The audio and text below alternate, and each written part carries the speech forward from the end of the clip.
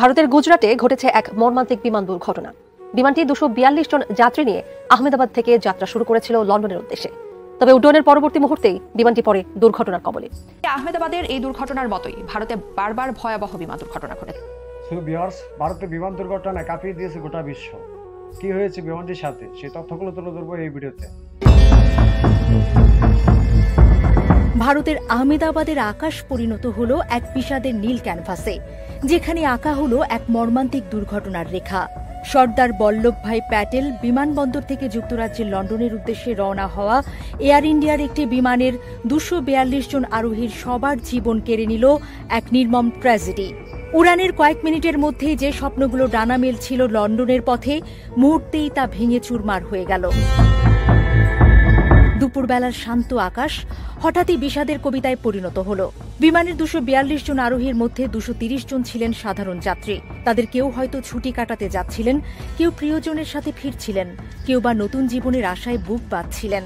আর বাকি 12 জন ছিলেন বিমানের ক্রু সদস্য, যারা প্রতি মুহূর্তে যাত্রীদের নিরাপত্তা নিশ্চিত করতে বদ্ধপরিকর থাকেন। তাদের সবার স্বপ্ন, আশা, আকাঙ্ক্ষা আজ এক নিমিষে বিলীন হয়ে গেল।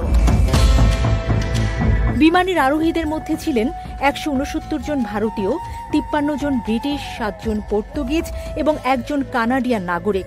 প্রতিটি সংখ্যা কেবল একটি পরিসংখ্যান নয়, বরং এক একটি জীবনের গল্প, এক একটি পরিবারের অপূরণীয় ক্ষতি। এই মুহূর্তে হয়তো তাদের প্রিয়জনরা লন্ডনে তাদের উষ্ণ অভ্যর্থনার জন্য অধীর আগ্রহে অপেক্ষা করছিলেন, কিন্তু তাদের জন্য অপেক্ষা করছে এক চিরন্তন শূন্যতা। স্বজন হারানোর এই ব্যথা, এই শোক, তা ভাষায় প্রকাশ করা দুঃসাধ্য। Ahmedabad city police commissioner GS মালিকের কথাগুলো বেদনার গভীরতা আরও বাড়িয়ে দেয়। তিনি বার্তা সংস্থা এপিকে নিশ্চিত করেছেন, দুর্ঘটনাস্থলের পরিস্থিতি এতটাই ভয়াবহ যে কোনো আরোহীর বেঁচে থাকার সম্ভাবনা নেই। মনে হচ্ছে বিমান বিধ্বস্তে কেউ বেঁচে নেই। তারই সহজ বাক্যটি যেন এক কঠিন বাস্তবতার মুখোমুখি দাঁড় করিয়ে দেয়। বিমানটি শুধু আকাশেই ধ্বংস হয়নি, এটি আছড়ে পড়েছে এক আবাসিক এলাকায়, যেখানে বহু নিরীহ মানুষের জীবনও কেড়ে নিয়েছে। চারিদিকে ধ্বংসের চিহ্ন, পোড়া গন্ধ আর স্বজনহারাদের আর্তনাদ। এই দৃশ্য কল্পনা করাও কঠিন। ভাইরাল হওয়া এক ভিডিওতে দেখা যাচ্ছে, রানওয়ে থেকে উড্ডয়নের পর বিমানটি অস্বাভাবিকভাবে দুলতে দুলতে এগিয়ে যাচ্ছিল। এক অনিশ্চয়তা, এক অজানা আশঙ্কায় যেন কাঁপছিল প্রতিটি প্রাণ। এরপরই ঘটে সেই মর্মান্তিক ঘটনা। বিমানটি একটি মেডিকেল কলেজের ছাত্রাবাসে আঘাত হানে। বিমান চলাচল বিষয়ক বিশেষজ্ঞ সাবেক ক্যাপ্টেন সৌরভ ভাটনাগরের বিশ্লেষণ এই দুর্ঘটনার পেছনের মর্মান্তিক কারণটিকে তুলে ধরে।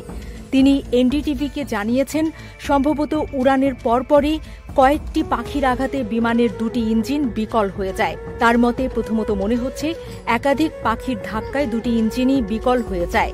উড্ডয়ন নিখুঁত হলেও পাখির আঘাতের কারণে ইঞ্জিন বিকল হয়ে যাওয়ায় বিমানটি পূর্ণ শক্তি হারিয়ে ফেলে এবং নিয়ন্ত্রণ হারিয়ে নিচে নেমে আসে।